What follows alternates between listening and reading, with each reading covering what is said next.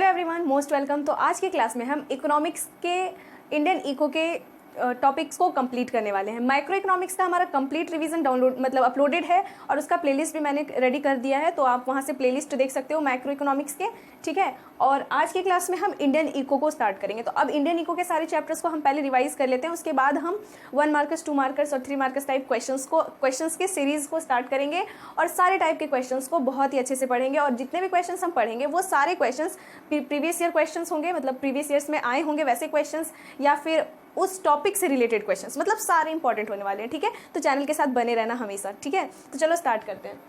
सबसे पहला जो हमारा टॉपिक है इंडियन इको में, इंडियन इकोनॉमिक डेवलपमेंट में, this is human capital formation. Human capital formation मतलब कि ह्यूमन कैपिटल को बनाना। ह्यूमन कैपिटल मतलब बेसिकली ह्यूमंस के अंदर की क्वालिटी जिससे वो ह्यूमंस यूज करके कुछ अर्निंग कर सके, this is called human capital. And formation का मतलब है उसे बनाना, मतलब ह्यूमन कैपिटल को बनाना। अब हमारे कंट्री में देखो, चाहे कहीं पे भी, ये आपके घरों में भी होता है, ये हमारे घरों में भी होता है। बेसिकली हमारे जो पेरेंट्स होते हैं उन्हें अर्निंग करना पड़ता है और वो उस अर्निंग का यूज़ करके हमारे घर को चलाते हैं, हमें पढ़ाते हैं, हमारा पेट भरते हैं, हमें कपड़े लत्ते सब कुछ दिलवाते हैं, राइट। लेकिन क्या होता अगर हमारे पेरेंट्स मतलब आपके पापा या आपकी मम्मी जो भी जॉब कर रहे हैं वो जॉब वो नहीं करते, तब क्या होता। एज्यूम करो कि आपके पापा जो भी जॉब कर रहे हैं उसमें उनका जो भी क्वालिफिकेशन है या जो भी उसमें उनका स्किल लग रहा है या जो भी क्वालिफिकेशन लग रहा है उसमें वो नहीं होता अगर आपके पिता के पास, तो वो क्या कर रहे होते। हाँ, तो हो सकता है कि अगर आपके पेरेंट्स जो अभी जॉब कर रहे हैं वो स्किल उनके पास नहीं होता तो वो कोई और जॉब करते, लेकिन जॉब तो करते ना, है ना। तो ये जो जॉब करने का स्किल है या जॉब करने का जो क्वालिटी है, this is called human capital, ठीक है। तो ये तो मैंने बस ऐसे ही बता दिया। देखते हैं कि यहाँ पे क्या लिखा हुआ है, उसे हम समझेंगे, ठीक है। तो देखो, बोर्ड पे जितना अटता है उतना मैं एक बार में लिख देती हूँ, ऐसा बिल्कुल मत समझना कि इतना ही है, और भी टॉपिक्स हैं, तो इतना बताने के बाद में उन सभी को आगे बताऊंगी, क्योंकि ये हमारा 1 शॉर्ट क्लास है, तो इसमें ही हमें सारे टॉपिक्स को समझना है। देखो क्या है ह्यूमन कैपिटल, क्या होता है। तो human capital refers to the knowledge. Human capital वैसा नॉलेज है, स्किल है, मतलब वैसा नॉलेज और स्किल और experience and abilities possessed by individuals that contribute to their income, productivity and potential for generating income. मतलब ह्यूमन कैपिटल जो है, कोई ऐसा स्किल बोल दो, कोई ऐसा एबिलिटी बोल दो, नॉलेज बोल दो या फिर एक्सपीरियंस बोल दो जिसका यूज करके इंसान अर्निंग करता है, this is called human capital. Like I am a teacher, I can teach well, तो मैं पढ़ा करके कुछ पैसे कमाती हूँ, मैं बच्चों को ट्यूशन देती हूँ, स्कूल में पढ़ाती हूँ, तो उससे क्या होता है, मेरा इनकम जनरेट होता है। तो मेरा जो ह्यूमन कैपिटल है वो है टीचिंग स्किल, समझ आया। तो ऐसे ही होता है, यही होता है ह्यूमन कैपिटल बेसिकली, ठीक है। It can be classified as the economic value of workers. ये क्लासिफाइड है वर्कर्स के इकोनॉमिक वैल्यू का, मतलब उनका क्या वैल्यू है, इकोनॉमिक वैल्यू मतलब वो कितना अर्निंग कर रहे हैं। और ये कैसे क्लासिफाइड होता है, तो वर्कर के एक्सपीरियंस और स्किल से। मतलब कोई वर्कर ज़्यादा एक्सपीरियंस है तो उसको ज़्यादा मनी मिल रहा है, वो ज़्यादा सैलरी पे काम कर रहे हैं, ठीक है। जिनके पास स्किल ज़्यादा है वो ज़्यादा इफिशियंसी अपना, मतलब ज़्यादा अपना पोटेंशियल लगा रहे हैं वर्क को लेकर, तो उनको ज़्यादा अर्निंग मिलेगा, जाहिर सी बात है, एज़ कम्पेयर टू फ्रेशर। देखो एट द एंड आपको कोई काम को करना ही पड़ेगा, आप अभी करो, 12th के बाद से स्टार्ट करो, या फिर अपने प्रोफेशनल कोर्स को कंप्लीट करने के बाद करो, या पढ़ाई पूरा करने के बाद करो। तो आप जिस भी क्षेत्र में जाओगे, सबसे फर्स्ट टाइम जिस क्षेत्र में जाओगे वो उस क्षेत्र में आप फ्रेशर होगे, तो फ्रेशर होंगे आप, तो आपको एज़ कम्पेयर टू बाकी जितने भी एम्प्लॉयज़ या वर्कर्स हैं उनसे थोड़ा कम सैलरी मिलेगा, इसलिए क्योंकि आप फ्रेशर हैं, आपके पास स्किल है, आपके पास नॉलेज है, बट आपके पास एक्सपीरियंस नहीं है। तो जो हमारा ह्यूमन कैपिटल होता है वो क्लासिफाई करता है, ये डिपेंड करता है वर्कर के इफिशियंसी, एक्सपीरियंस एंड स्किल पे, ठीक है। वही लिखा हुआ है यहाँ। This includes assets like education, और इसमें क्या क्या है, एजुकेशन है, ट्रेनिंग है, intelligence, skill, health and other, ठीक है, ये सब। हाँ, एजुकेट तो होना ही चाहिए अपने जितने भी वर्कर्स हैं। अब कोई स्कूल है अगर, तो वैसे टीचर्स को रखेगा जो मतलब पढ़ाई में अच्छा ना किए हों अपने स्कूल टाइम में, या फिर जो अच्छा मतलब पढ़ाई लिखाई में उतना उनका इंटरेस्ट नहीं था, लेकिन बस वो अर्निंग करने के क्षेत्र से वहाँ चले गए, तो ऐसे लोगों को रखेंगे क्या, बिल्कुल नहीं रखेंगे, ये इंटरव्यू के टाइम पे ही उन्हें छांट देंगे, है ना। तो नो, एजुकेशन होना चाहिए, ट्रेनिंग, ठीक है, ट्रेनिंग में बहुत इंपॉर्टेंट रोल प्ले करता है। यही रीज़न है कि वर्कर्स को जॉब पे हायर करने से पहले ट्रेनिंग दिया जाता है, ताकि वो काम को अच्छे से करें और उनके अंदर का जो ह्यूमन कैपिटल है वो और ज़्यादा अच्छे से बाहर आए। Now sources of human capital formation. हाँ, अब देखो एक चीज़ और था कि ये जो ह्यूमन कैपिटल है ये बहुत ही ज़्यादा इंपॉर्टेंट है for the country, for your family and for the organisation also. ये बहुत ज़्यादा इंपॉर्टेंट है। कभी ऐसा हो ही नहीं सकता कि बिना ह्यूमन कैपिटल के कोई भी बिजनेस चले, कोई भी घर चले, ऐसा कुछ नहीं हो सकता, कभी नहीं हो सकता। सबके अंदर कुछ ना कुछ गुण होना ही चाहिए, उसका यूज़ करके वो अर्निंग करेंगे ही करेंगे। बट स्टिल ये बैलेंस शीट में नहीं दिखाया जाता कंपनी के। आपको कंपनी के या कोई भी बिजनेस के बैलेंस शीट में एसेट्स दिखेंगे, लायबिलिटीज़ दिखेंगे, long term assets, short term assets, long term liabilities, short term liabilities, ये सारे दिखेंगे, यहाँ तक कि कैपिटल रिजर्व वगैरह भी दिखता है। लेकिन स्टिल ये ह्यूमन कैपिटल नहीं दिखता। क्यों? क्योंकि ह्यूमन कैपिटल एक ऐसा एफिशिएंसी है जिसे आप मनी में नहीं मतलब काउंट कर सकते। कोई भी वर्क कर सकता है ऐसा किसी ऑर्गेनाइजेशन में या बिजनेस में कि जिसे जितना अमाउंट दिया जा रहा है वो उससे और ज़्यादा काम करे, या फिर हो सकता है कि कभी कभी वो काम अच्छे से ना करे। तो ये ह्यूमन कैपिटल फ्लक्चुएट करते रहता है हमेशा, ठीक है, और इसे बैलेंस शीट में नहीं दिखाया जाता। ठीक, चलो नेक्स्ट है sources of human capital formation. देखो ह्यूमन कैपिटल फॉर्मेशन का क्या मतलब है? मतलब ह्यूमन कैपिटल बनाना, किसी इंसान में या किसी भी पर्सन में ह्यूमन कैपिटल हम कैसे बना सकते हैं, ये यहाँ पे लिखा हुआ है। ठीक है, तो इसके क्या क्या सोर्स हैं देखो लिखा हुआ है। सबसे पहला है एक्सपेंडिचर ऑन एजुकेशन। सबसे पहले उन्हें एजुकेट करो, उन्हें नॉलेज दो। सबसे पहले तो आपको जो भी वर्क है आपका, लाइक कि आपका रोड बनाने का काम में अगर उसे आप हायर कर रहे हो तो सबसे पहले उन्हें समझाओ कि रोड जब हम बनाते हैं तो कैसे कितना मेजरमेंट लिया जाता है, उसमें क्या क्या मिलाया जाता है, उसमें बाकी के क्या क्या बेसिक वर्क हैं और पूरे वर्क को हमें कैसे मैनेज करना है। इन सभी चीज़ों को उन्हें समझाओ, सिखाओ, पढ़ाओ, उसके बाद ही अब वो अच्छे से काम कर पाएगा। ठीक है, देखो मैंने यहाँ पे बस छोटा छोटा सा पॉइंट लिखा है, आप समझ लो अच्छे से और इसे आप बड़ा बड़ा डील करोगे बहुत ही अच्छे से। एटलीस्ट 70 to 80 वर्ड्स में तो आपको डील करना ही है। ठीक है, क्योंकि हो सकता है किसी एक टॉपिक से क्वेश्चन पूछे या फिर सारे टॉपिक से क्वेश्चन पूछे। हो सकता है कि आपको लिख दे list some sources of human resource formation, तो आप ये सारे सोर्सेस लिखोगे, बेसिकली सबके बारे में 70-80 वर्ड्स में लिखना पड़ेगा। हाँ, तो सुनो अच्छे से और अच्छे से लिख के भी आना। देखो यहाँ क्या लिखा हुआ है, one of the most important source of HCF मतलब ह्यूमन कैपिटल फॉर्मेशन। ठीक है, यहाँ प्लेस कम था इसलिए मैंने HCF लिख दिया। ठीक है, is investment done in education. ये एक सबसे ज़्यादा इंपॉर्टेंट बोलो जिससे ह्यूमन कैपिटल फॉर्मेट होता है, मतलब बनता है। बेसिकली आपके पेरेंट्स भी अभी जितने भी होंगे उनका जो क्वालिफिकेशन है उस आधार पे ही वो जॉब कर रहे होंगे। अगर उनका क्वालिफिकेशन बहुत ही कम है तो वो उसी टाइप का जॉब कर रहे होंगे, है ना। देखो मेरी बातों को बुरा नहीं मानना, मैं एकदम सही बता रही हूँ, ऐसा ही होता ही है। लाइक मैं आपको क्या बताऊँगी, मेरे फैमिली में पर्सनली मेरे साथ भी ऐसा होता है। जो मेरे फैमिली मेम्बर्स हैं जो बहुत ज़्यादा पढ़े लिखे हैं वो थोड़ा अच्छी जगह पे जॉब कर रहे हैं, कंप्यूटराइज या हैंड रिटन वर्क का काम कर रहे हैं। लेकिन कुछ लोग जो ज़्यादा पढ़े लिखे नहीं हैं वो कोई दुकान में काम करते हैं या फिर किसी फैक्ट्री में काम करते हैं, बस यही होता ही है। ठीक है, तो एजुकेशन बहुत ज़्यादा इंपॉर्टेंट है, जो भी उनका काम है उस हिसाब से। Education transforms a person to live a better life. इससे पर्सन का जिंदगी सुधरता है और उन्हें बताया जाता है कि आप कैसे अच्छा जीवन जी सकते हो, right. Now expenditure on health. Now health पे एक्सपेंडिचर, देखो नाम ये जो फेमस कोट है, हेल्थ इज वेल्थ, मतलब हेल्थ ही आपका धन संपत्ति है, वेल्थ है। कैसे हेल्थ इज वेल्थ आप कैसे बोलते हो, मतलब क्या है? मान लो कि आपके पास सब कुछ है, सब कुछ, आप घूमने गए हो कहीं अपने पेरेंट्स के साथ या अपने दोस्तों के साथ, आपका वहाँ पर अचानक से पेट दर्द देने लग जाता है, तो आप क्या करोगे? नहीं एंजॉय करोगे ना, एकदम एंजॉय नहीं कर पाओगे, मुंह बना के रहोगे या तो फिर बैठ जाओगे कहीं, पेट पकड़ के रहोगे, परेशानी होगा आपको, आप कुछ नहीं कर पाओगे, आप बिल्कुल एंजॉयमेंट नहीं कर पाओगे। This is very major thing जो कि हमारे साथ होता है। तो हमें क्या करना चाहिए? तो अपने हेल्थ पे ध्यान देना चाहिए और हमारे हेल्थ को भी देखो इतना बड़ा प्लेस मिला हुआ है कि ये ह्यूमन कैपिटल फॉर्मेशन में काम करता है। मतलब हमें नॉलेज तो रहना ही है, नॉलेज तो हमारे पास हो ही, एजुकेशन हो, साथ ही साथ हमारा हेल्थ भी अच्छा हो। अब जब मेरा हेल्थ ख़राब होता है तो क्या मैं पढ़ा पाती हूँ? क्या, बिल्कुल भी नहीं, मैं बिल्कुल भी क्लास नहीं ले पाती और मेरा भी हालत बहुत ज़्यादा ख़राब हो जाता है। तो उस टाइम पे मैं काम नहीं कर पाती, उस टाइम मेरा अर्निंग नहीं होता है, अंडरस्टैंड। तो वही है यहाँ पे, देखो क्या है, health is a kind of human capital as well as an input producing other forms of human capital. ठीक है, हेल्थ एक्सपेंडिचर ऑन हेल्थ मतलब एक्सपेंडिचर ऑन एजुकेशन, मतलब एजुकेशन पे खर्चा करके, मतलब पढ़ा लिखा के, पढ़ाएंगे लिखाएंगे किसी को तो खर्च तो होगा ही ना। तो पहला रिसोर्स है एक्सपेंडिचर ऑन एजुकेशन। ठीक है, सेकंड है एक्सपेंडिचर ऑन हेल्थ, मतलब हेल्थ एक ऐसा तरह का एक्सपेंडिचर है, एक ऐसा तरह का तरीका है जिससे ह्यूमन कैपिटल बन सकता है जो कि इंसान के अंदर मतलब काम करने की एफिशिएंसी को देता है, बढ़ाता है। अब नॉलेज कितना भी हो, मतलब अब सिंपल सी बात है, बीमार वर्कर है, उसके पास अगर नॉलेज भी है तो वो उसे यूटिलाइज नहीं कर पाएगा, राइट।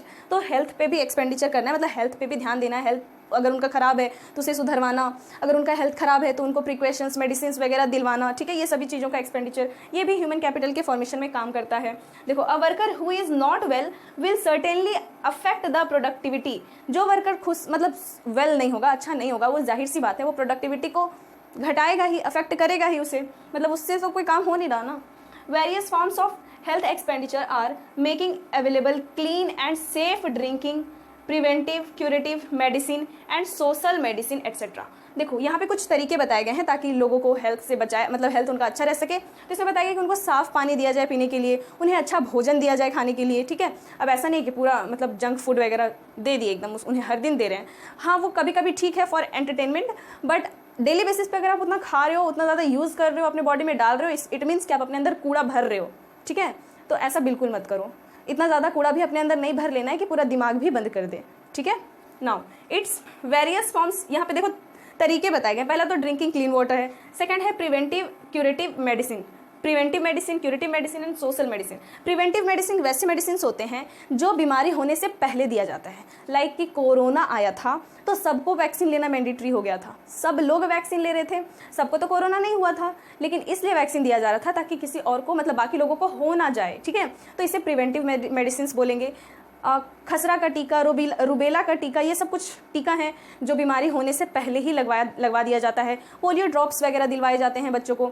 आप सबने भी मे भी पोलियो ड्रॉप्स पिया होगा, मैंने भी पिया है अपने बचपन में खूब, ठीक है। तो ये सब प्रिवेंटिव मेडिसिन हैं जो कि डिजीज़ होने से पहले दिए जाते हैं बचाव के लिए। क्यूरेटिव मेडिसिन का मतलब मैं बीमार हूँ, मुझे फीवर है, मैं डॉक्टर पास गई, उसने मुझे दवाई दिया। तो जब बीमारी के दौरान ट्रीटमेंट दिया जाता है, दवाई दिया जाता है, उन्हें हम क्यूरेटिव मेडिसिन बोलते हैं। And social medicine, literacy between people, लोगों को बीमारी के बारे में जागरूक करना, यही होता है सोशल मेडिसिन, ओके। तो यहाँ तक हम समझे हैं एक्सपेंडिचर ऑन हेल्थ। अब है हमारा ऑन द जॉब ट्रेनिंग। देखो सॉरी 1 लिखा हुआ है मैंने, ऑन द जॉब ट्रेनिंग, ठीक है, मतलब ट्रेनिंग, जॉब के साथ में ट्रेनिंग देना। देखो ट्रेनिंग 2 तरह का होता है, एक होता है ऑन द जॉब ट्रेनिंग, एक होता है of the job training. Of the job training में इंसान को या जो वर्कर हैं उनको जॉब पे जाना नहीं पड़ता, वैसे ही उन्हें ट्रेनिंग देते हैं। लेकिन ऑन द जॉब ट्रेनिंग आपका जॉब चल रहा है, साथ साथ आपका ट्रेनिंग पीरियड भी चल रहा है, मतलब ट्रेनिंग भी हो रहा है। This is called on the job training. और इसमें देखो क्या है, एक्सपेंडिचर रिगार्डिंग, फिर से 1, on the job training is a source of human capital formation. मतलब सेम थिंग है जो इधर लिखा हुआ था कि expenditure which is done on the job training, ठीक है। ऑन द जॉब ट्रेनिंग मतलब ऑन द जॉब ट्रेनिंग में जो भी एक्सपेंडिचर किया जाता है, इससे भी ह्यूमन कैपिटल फॉर्मेशन होता है। मैंने अभी बताया था थोड़ी देर पहले कि किसी भी इंसान का जब जॉब होता है तो उन्हें डायरेक्टली हम जॉब पे हायर नहीं करते, उन्हें सबसे पहले थोड़ा सा ट्रेनिंग देते हैं, उन्हें ट्रेन करते हैं। क्यों, मतलब कोई कंपनी क्यों चाहेगी, वो चाहती तो पढ़ा लिखा या फिर पहले से जो जानकार वर्कर है उसे ले आती ना जॉब पे, आपको हायर करके वो क्यों आपको ट्रेनिंग कर रही है? इसलिए क्योंकि इससे फ़ायदा तो कंपनी को ही होने वाला है, क्योंकि आप जितना ज़्यादा एफिशिएंट बनोगे, जितना ज़्यादा जानकार बनोगे, जितना ज़्यादा एक्सपीरियंस बनोगे, आप उतना ही अच्छा काम करोगे और वो काम का सीधा फ़ायदा उस कंपनी को या उस बिजनेस को होने वाला है। दैट्स वाई आपको ट्रेनिंग दिया जाता है, ठीक है। तो ऑन द जॉब ट्रेनिंग या फिर किसी भी तरह का ट्रेनिंग ह्यूमन कैपिटल फॉर्मेशन में एक मेजर भूमिका निभाता है, ठीक है। It enhance the quality of labour and productivity increases. ये लेबर का क्वालिटी बढ़ाता है और इससे प्रोडक्टिविटी जो है वो बढ़ता है। मैंने अभी बोला कि वो अगर आप अच्छे से पढ़ाओगे, मतलब सिंपल सी बात है कि fresher as comparison to experience person से ज़्यादा अच्छा बताते हैं या ज़्यादा अच्छा पढ़ाते हैं। अब किसी किसी केस में एक्सेप्शन भी हो सकता है कि जो एक्सपीरियंस है वो अपने काम को उतना अच्छा से नहीं कर रहे, क्योंकि काम करते करते लोग लेजी हो जाते हैं। सिंपल सी बात है, ह्यूमंस के साथ यही प्रॉब्लम है कि काम करते करते हम एक ही काम करते करते बोर हो जाते हैं और लेजी हो जाते हैं, फिर काम को अच्छे से नहीं करते। तो आपका वर्कर, आपके पास एक्सपीरियंस कितना ही क्यों ना हो, अगर वो लेजीनेस आपके अंदर भी आ गया है तो फिर जो फ्रेशर हैं वो आपसे बेटर वर्क करेंगे, ठीक है। तो ऐसा कुछ एक्सेप्शन वाला केस भी होता है, कहीं कहीं होता है, आपको यहाँ पढ़ना नहीं है, मैंने प्रैक्टिकल जो जीवन में हमारा होता है वो मैंने बताया, ठीक है। अब है एक्सपेंडिचर ऑन माइग्रेशन। देखो माइग्रेशन क्या होता है, basically this is a big problem in rural areas. देखो हमारे साइड में, देखो मैं झारखंड से हूँ और हमारे साइड में मेजरली जो लोग हैं वो दिल्ली, राजस्थान, छत्तीसगढ़, पंजाब, मुंबई, पता नहीं कहाँ कहाँ चले जाते हैं टू अर्न मोर, ज़्यादा कमाने के लिए, ठीक है। और इधर के लोग, मैंने बेसिकली अपने आस पड़ोस में ही देखा है, बहुत लोग मतलब मेजॉरिटी पर्सन्स जो हैं वो बाहर ही कमाते हैं, वहाँ वो अर्निंग करते हैं और वहाँ से पैसे भेजते हैं अपने फैमिली मेम्बर्स को और वो यहाँ पे रह रहे हैं, ठीक है। तो ये कुछ केसेस हो गए और कुछ केसेस में तो पूरा फैमिली ही शिफ्ट कर जाती है बड़े शहरों में, ताकि उन्हें अच्छा एजुकेशन मिल सके, अच्छा मतलब हेल्थ वगैरह का फैसिलिटी अच्छे से मिल सके। क्योंकि गाँव में क्या होता है ना कि लोगों के पास उतना ज़्यादा फैसिलिटी अवेलेबल नहीं हो पाता है, इस वजह से उन्हें उस प्लेस से जाना पड़ता है। अगर वो फैसिलिटी वहाँ पे दे दिया जाए, मतलब गांव के जो लोग हैं उन्हें ही वो फैसिलिटी दे दिया जाए वहाँ पे, तो वो क्यों जाएंगे उस प्लेस को छोड़ के? कोई चाहता ही नहीं अपने घर को छोड़ना, कोई चाहता है क्या? नहीं, लेकिन सबके पास मजबूरी है कि अर्निंग करना है, कमाना है, घर परिवार चलाना है, तो छोड़ के जाना पड़ जाता है, राइट। तो यही यहाँ पे बताया गया है कि एक्सपेंडिचर ऑन माइग्रेशन, माइग्रेशन पे किया जाने वाला खर्च, people migrate from one place to another to find better jobs in order to gain the advantage of location and earn higher salaries। मतलब यहाँ पे तो इनका बेनिफिट ही बताया गया है माइग्रेशन का, कि लोग जो है वो एक प्लेस से दूसरे प्लेस पे जाते हैं for better salary and for better lifestyle, right. तो ठीक है, लेकिन इसका कुछ मतलब बुरा इफेक्ट भी है, हम आगे समझेंगे इसे, अभी तो मैं नहीं बता रही, बताएंगे आगे। एक्सपेंडिचर ऑन इंफॉर्मेशन, आप अपने कपड़ों पे जितना खर्च करते हो, अपने खाने पीने पे जितना खर्च करते हो, ये सब एक साइड, और एक साइड आपको एक कोर्स लेके पढ़ाई कर रहे हो। आपका कपड़ा हो सकता है 1-2 साल में फट के ख़त्म हो जाए, खाना तो तुरंत खा के पचा दोगे, राइट। लेकिन जो आपने एजुकेशन, जो इन्फॉर्मेशन गेन करा है, वो लॉन्ग टर्म में फ़ायदा देगा। मतलब हो सकता है कि अभी आपको वो जो इन्फॉर्मेशन, मतलब उस चीज़ में जो आप खर्च कर रहे हो, वो आपको अभी फ़ायदा ना दे, लेकिन बाद में देगा, ठीक है। तो इन्फॉर्मेशन पे जो एक्सपेंडिचर किया जाता है, this is also is a major kind in human capital formation. Sorry, kind नहीं, आप सोर्स बोल सकते हो, ठीक है। देखो क्या है, expenditure is incurred to acquire information. Expenditure वैसे एक्सपेंडिचर जो कि इन्फॉर्मेशन को ग्रैब करने के लिए, एक्वायर करने के लिए, रिलेटिंग टू जॉब मार्केट्स, मतलब जॉब मार्केट के बारे में, जैसे कि कहीं जॉब करने जाओ तो उधर से जो सैलरी बोला जाता है उसी पे मान गए और आप रह गए। क्यों? आपको पता नहीं है कि आपके जॉब में, मतलब इस फील्ड के जॉब में कितना सैलरी है, हो सकता है उससे ज़्यादा हो, और ज़्यादा ही होता है सब जगह पे, ठीक है। कोई ऐसे बिजनेसेस नहीं है या कोई ऐसा प्लेस नहीं है जहाँ पे जो सैलरी चल रहा है मार्केट में उससे ज़्यादा दे दे या उतना भी दे दे, उससे थोड़ा कम ही देना चाहते हैं, बचाना ही चाहते हैं सब, ठीक है। तो वही है यहाँ पे कि अपने जॉब मार्केट से रिलेटेड इन्फॉर्मेशन को जानना, एजुकेशनल इंस्टीट्यूशन में जाना, ठीक है, ये सब एक्सपेंडिचर और इन्फॉर्मेशन है। People can get information about various types of jobs. लोग जो हैं वो अलग अलग तरह के जॉब का इन्फॉर्मेशन ले सकते हैं, about salary, job in the market, training institution, educational institution etcetera. It enables people to use their potential in a better organisation. मतलब इससे क्या होता है कि लोगों को ये इनेबल करता है, मतलब लोगों को एबल बनाता है अच्छे पोटेंशियल और अच्छे, क्या बोलेंगे, अपॉर्चुनिटीज़ को यूज़ करने का। जैसे कि अगर मैं कहीं जॉब कर रही हूँ और मैं कोई इन्फॉर्मेशन इकट्ठा करती हूँ कि मेरे ही क्वालिफिकेशन के लोग वहाँ पे जॉब कर रहे हैं और एकदम सेम है, मतलब फिर भी वहाँ पे सैलरी उससे ज़्यादा मिल रहा है, तो मैं क्यों ना जाऊँ वहाँ पे। एग्जैक्टली मैं जाना चाहूँगी, क्यों? मुझे बाद में पता चला, मुझे बाद में इन्फॉर्मेशन मिला, तो मुझे जब मिला तभी मैं जाऊँगी। लेकिन यही इन्फॉर्मेशन अगर मैं पहले कर लेती तो मुझे और पहले से जो इतना कम सैलरी पे काम करना पड़ रहा था, मैं और ज़्यादा में करूँगी, है ना। तो ऐसा सबके साथ होता है, इसीलिए पहले इन्फॉर्मेशन जो मतलब इकट्ठा करो, उसके बाद ही कहीं कुछ करने जाओ, ठीक है। Now, accordingly, expenditure on information is another determinant of human capital formation। और इसी तरह से expenditure on इंफॉर्मेशन जो है वो एक अलग डिटर्मिनांट है, मतलब या फिर बोल सकते हैं एक अलग सोर्स है ह्यूमन कैपिटल फॉर्मेशन का, ठीक है। तो आई जस्ट होप कि यहाँ तक आपको समझ आ गया। अब इधर समझते हैं, देखो क्या है। दिस इज इंपॉर्टेंस और role of human capital formation, या इंपॉर्टेंस या फिर रोल बोल सकते हैं ह्यूमन कैपिटल फॉर्मेशन के। बेसिकली देखो, इंपॉर्टेंस मतलब क्या ज़रूरत है, या फिर ह्यूमन कैपिटल फॉर्मेशन का क्या रोल है हमारी कंट्री में। तो मैं यहाँ पे डील इन सभी चीज़ों को नहीं की हूँ, लेकिन मैं भी आपको समझा जरूर रही हूँ। तो please you will do this homework, okay. आपको करना है, आपको करना होगा। Now it's you will have to do this homework, okay. Now it's raise efficiency and producing productivity of physical capital. अब ये फिजिकल कैपिटल अभी तक तो नहीं आया था, ये न्यू वर्ड क्या है। फिजिकल कैपिटल का मतलब है, ये marker, this is physical capital. My phone जिससे मैं अभी वीडियो रिकॉर्ड कर रही हूँ, this is physical capital. Machinery is physical capital. Each and everything जो कि इलेक्ट्रॉनिक फॉर्म में है, जो फिजिकल फॉर्म में है, जिसका यूज़ करके काम को और अच्छा किया जा सकता है, इज फिजिकल कैपिटल, ठीक है। अब किसी भी बिजनेस में मशीनरी लगा होता है, ठीक है, तो उस मशीनरी को ऑपरेट करने वाले कौन होते हैं? Humans, human capital, right. तो वही यहाँ पे लिखा हुआ है कि raise efficiency and productivity of physical capital. मतलब अगर आपके अंदर ह्यूमन कैपिटल है तो आप उस चीज़ का यूज़ करके, फिजिकल कैपिटल का यूज़ करके उसकी इफिशिएंसी को बढ़ा सकते हो, उससे और ज़्यादा काम ले सकते हो। अब एक ऐसे इंसान के पास कंप्यूटर है जिसे चलाना नहीं आता, वो क्या करेगा? उससे थोड़ा बहुत खोल के इधर उधर चलाएगा, थोड़ा बहुत गेम वगैरह खेलेगा या वीडियोस वगैरह देखेगा, दैट्स इट। लेकिन किसी ऐसे पर्सन के पास वो कंप्यूटर है जिसे बहुत ही अच्छे से चलाना आता है, उसके अंदर पूरा नॉलेज है उसका कंप्यूटर का, तब वो क्या करेगा? तब हो सकता है कि उससे वो कुछ भी कर ले, अपना आधार कार्ड, पैन कार्ड वगैरह बनवा ले, लिंक करवा ले, या फिर हो सकता है कि वो अपना कुछ टाइपिंग का काम कर ले, हो सकता है कि वो और भी कोई कोर्स कर ले, सीख ले, या फिर नया ऐप बना दे, नया कुछ कोडिंग वगैरह कर दे, ठीक है। कुछ भी वो अच्छा काम कर सकता है, वो उससे बना सकता है, यूज़ कर सकता है उसे। तो बेसिकली आप यहाँ पे क्या समझे? यहाँ पे ये समझना था कि अगर किसी ऐसे, जो बोलते हैं ना बंदर के हाथ में नारियल, नहीं शायद यही था कोट, ऐसे ही कुछ था कि बंदर के हाथ में अगर नारियल दे दोगे तो उसे पता नहीं है कि उसका क्या यूज़ है, तो वो उसे फेंक देगा, एग्जैक्टली जिस पर्सन के पास इफिशियंसी नहीं है, नॉलेज नहीं है, ह्यूमन कैपिटल नहीं है, वो उस चीज़ का यूज़ नहीं करेगा, वो भी उसे फेंक देगा या बर्बाद कर देगा। लेकिन वैसे लोग जो कि जिनके अंदर ह्यूमन कैपिटल है, वो उनसे अर्निंग करना जानते हैं अपने स्किल को यूज़ करके, तो वो उस फिजिकल कैपिटल का अच्छे से यूज़ करेंगे और उनसे एक नया प्रोडक्टिविटी उनके अंदर बनेगा, मतलब नया चीज़ प्रोड्यूस कर सकते हैं या कुछ भी अच्छा काम कर सकते हैं। ठीक है, यही लिखा हुआ है फर्स्ट में। सेकंड है bring positive change in work environment. इससे वर्क इन्वायरमेंट में पॉजिटिव चेंज आता है। मैंने क्या बोला कि जो पर्सन होते हैं, जो पढ़े लिखे हैं, ट्रेनिंग उनको अच्छा से मिला हुआ है, उनके अंदर एक्सपीरियंस है, तो वो काम को कैसे करेंगे? वो काम को बेसिकली अच्छे से करेंगे एज कंपेरिजन टू जिनको नहीं मिला है। तो वही यहाँ पे बताया गया है कि वो पॉजिटिव चेंज लाते हैं इन्वायरमेंट में, पॉजिटिव इफेक्ट पड़ता है। अब कोई वर्कर है जो काम बहुत ही अच्छे से कर रहा है, तो बिजनेस को क्या है, काम अच्छा मिलेगा ना, काम अच्छा हुआ मिलेगा, ज़्यादा प्रोडक्शन होगा, ज़्यादा लोग आएंगे, ज़्यादा उनके कस्टमर बनेंगे। लेकिन वहीं जो काम अच्छा नहीं कर रहे तो जस्ट अपोजिट, राइट। तो वही यहाँ पे लिखा है कि पॉजिटिव चेंज आता है इन्वायरमेंट में। Raise equity and participation in the society.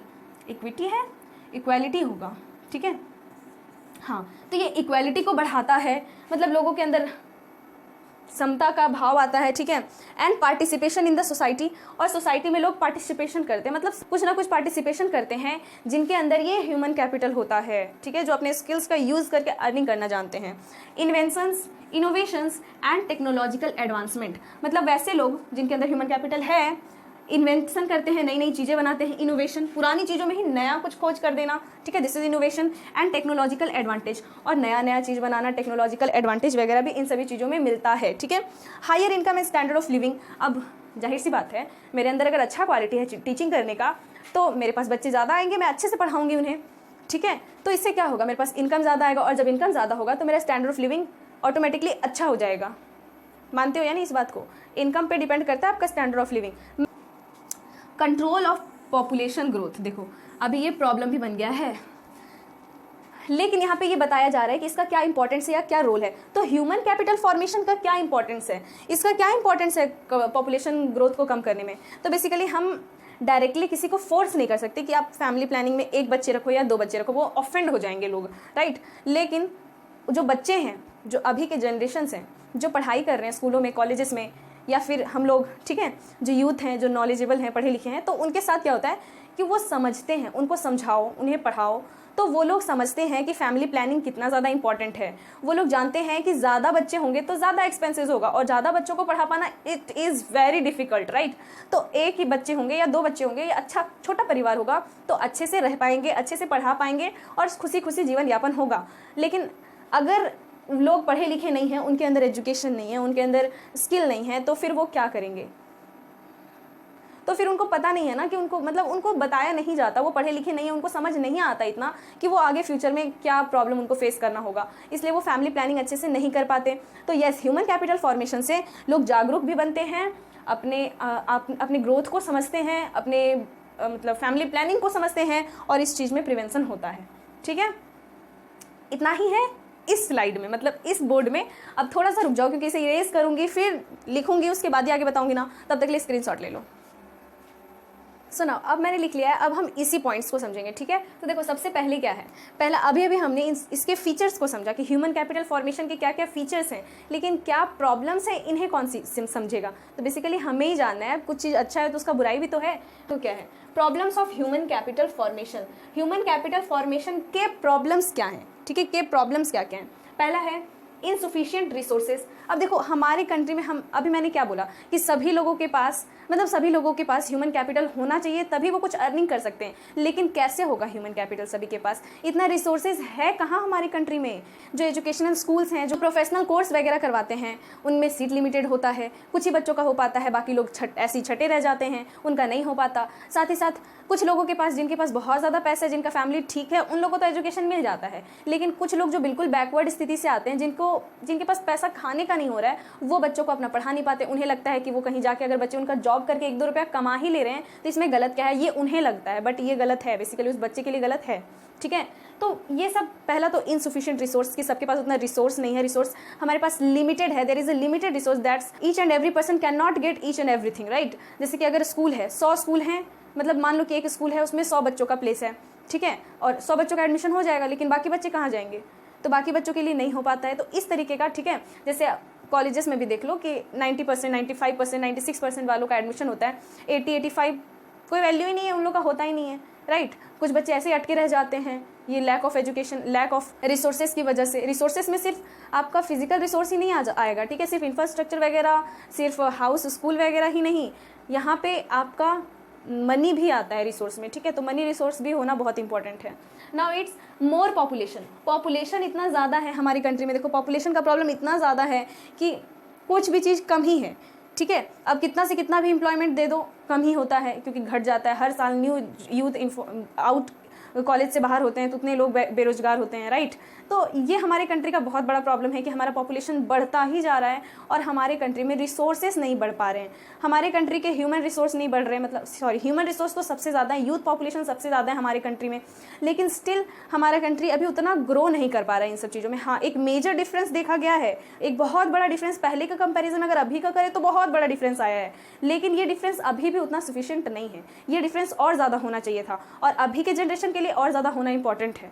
देखो पॉवर्टी, हाँ देखो गरीबी, अभी मैंने बोला रिसोर्सेज में मैंने क्या बोला, मनी भी होता है, तो जाहिर सी बात है जिनके पास मनी नहीं है वो पॉवर्टी में है, मतलब गरीबी में है, और गरीबी में होने की वजह से ये नहीं हो पाता उनके साथ, राइट। फिर है ब्रेन ड्रेन। देखो मैंने क्या बोला, अभी मैंने कुछ देर पहले एक पॉइंट पढ़ाया था माइग्रेशन का, राइट। तो माइग्रेशन में मैंने बताया कि देखो, मैंने बताया कि इधर के जो लोग हैं वो दिल्ली मुंबई तरफ चले जाते हैं कमाने के लिए, तो इधर का डेवलपमेंट कैसे होगा। सोचो, अगर कोई गांव है वहाँ पे कुछ लोग मतलब बसे हैं, 2-4 घर भी अगर है, एक भी घर का लोग अगर वो जगह को छोड़ के कहीं और शिफ्ट हो जाता है तो वो जगह तो खाली हो गया ना। तो ऐसे ही होता है हमारे कंट्री से या किसी जगह से अगर लोग उठ के कहीं और चले जा रहे हैं तो फिर उस जगह का क्या होगा, उस जगह में तो मतलब डेवलपमेंट होगा ही नहीं कुछ, वहाँ पे ना कोई ह्यूमन कैपिटल है, ना कोई मतलब कोई डेवलपमेंट हो रहा है किसी प्रकार का, वो तो प्लेस बिल्कुल ही ख़राब हो जाएगा ना।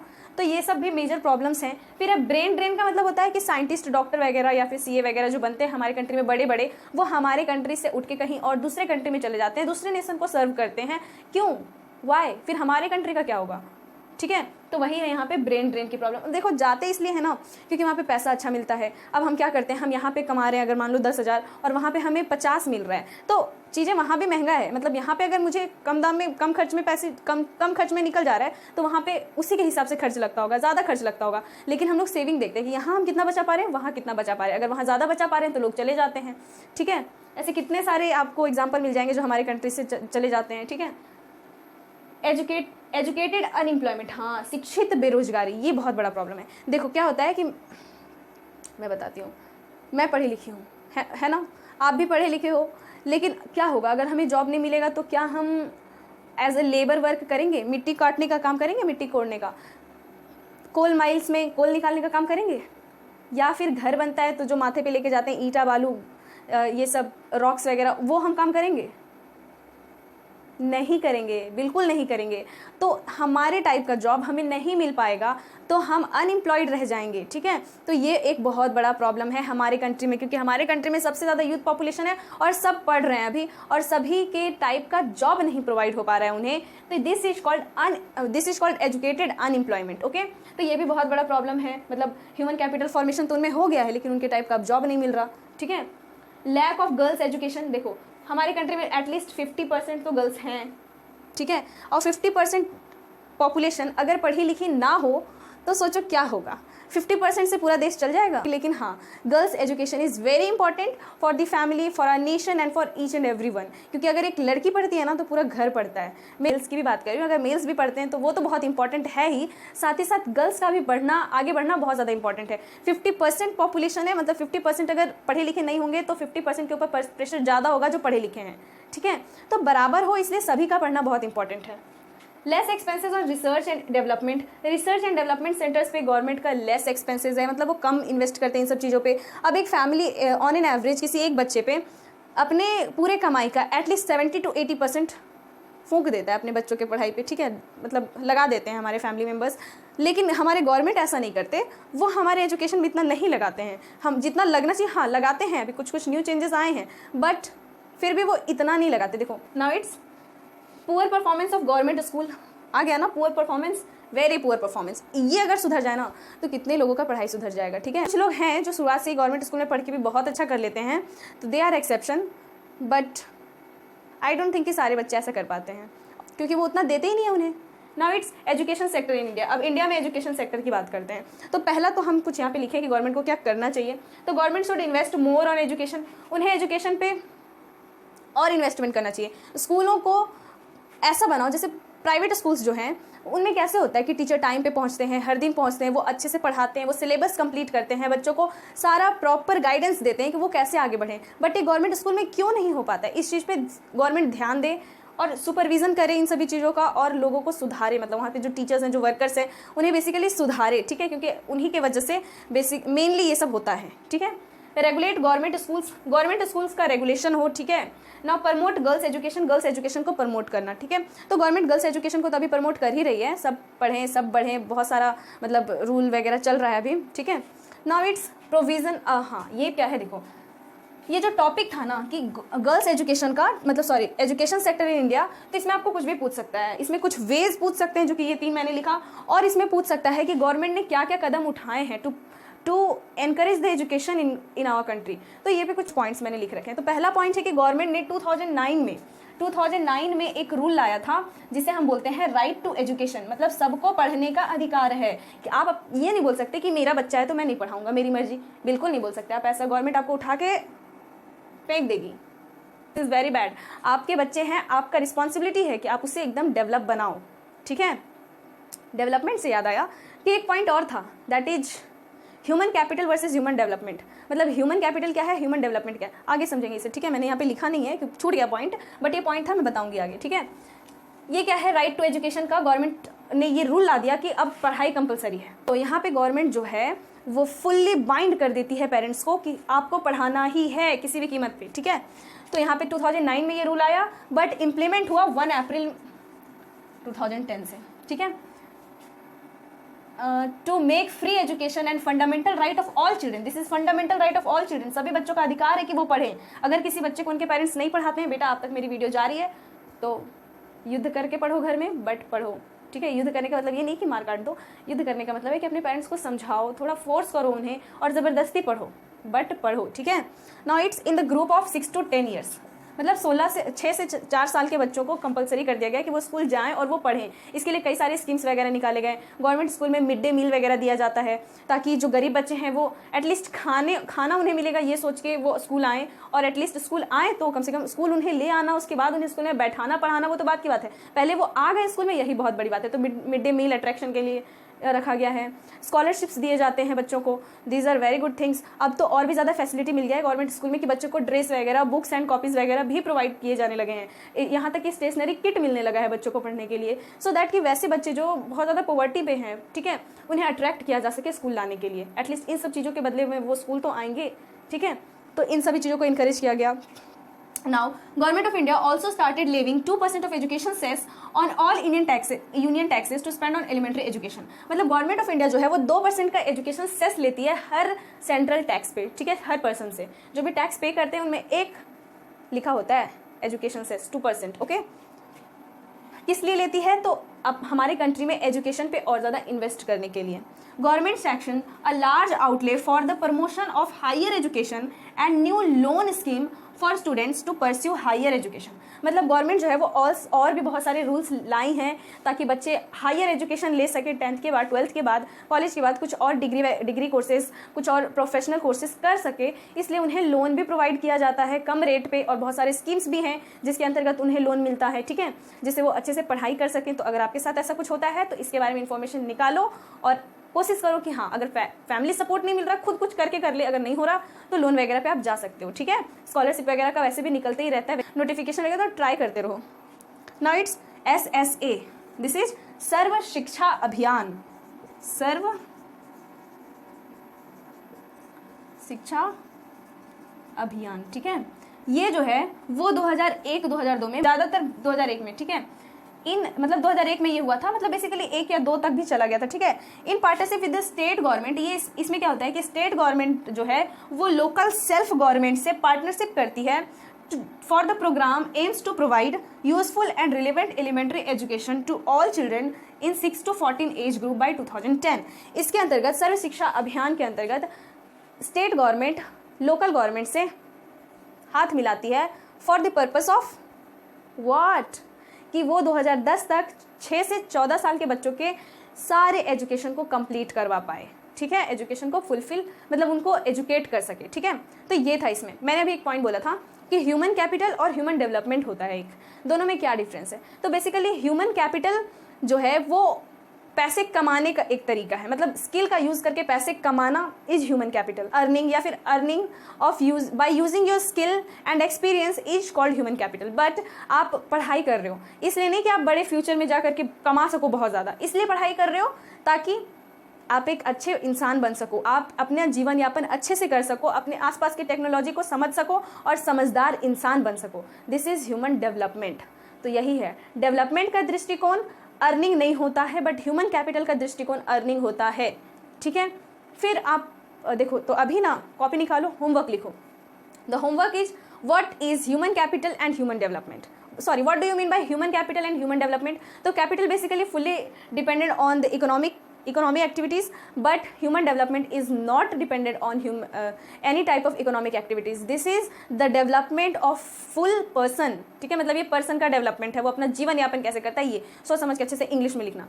नाउ अगर हिंदी बोर्ड वाले हो तो हिंदी में भी लिख सकते हो, कोई प्रॉब्लम नहीं है। मेरी वीडियोस तो इतनी फैमिलियर है कि कोई भी देख सकते हैं। आप CBSE से हो देखो, कोई प्रॉब्लम नहीं है, आप जैक बोर्ड से हो तो भी देखो, कोई प्रॉब्लम नहीं है, सिलेबस ऑलमोस्ट सेम होता है, ठीक है। नाउ और एक क्वेश्चन लिखो कि what is the difference between physical capital and human capital. Physical capital और ह्यूमन कैपिटल के बीच में क्या डिफरेंसेस होते हैं, सोच समझ के कुछ लिखना, खुद से कुछ पॉइंट्स बनाना और मुझे बताना कि मैंने लिख लिया। नहीं बनाओगे, नहीं लिख पाओगे तो मुझे बताना कि मैंने नहीं लिखा, ठीक है। चलो अब आज के क्लास में इतना ही, मिलते हैं नेक्स्ट क्लास में। और आज है 31 दिसंबर, तो इसके लिए कल हमारा बेसिकली आज का जो वीडियो है ये हमारा इस साल का लास्ट वीडियो नहीं होने वाला, क्योंकि आज एक और वीडियो पोस्ट होने वाला है, दैट इज क्या, रूरल डेवलपमेंट, ठीक है। तो चैनल को सब्सक्राइब कर लो जो नए व्यूवर्स हो। मिलते हैं नेक्स्ट क्लास में, तब तक के लिए bye bye, have a good day, stay happy, stay healthy, love you all. मैं हैप्पी न्यू ईयर नहीं बोलूँगी क्योंकि मैं दूसरे वीडियो में हैप्पी न्यू ईयर बोलूँगी, ठीक है।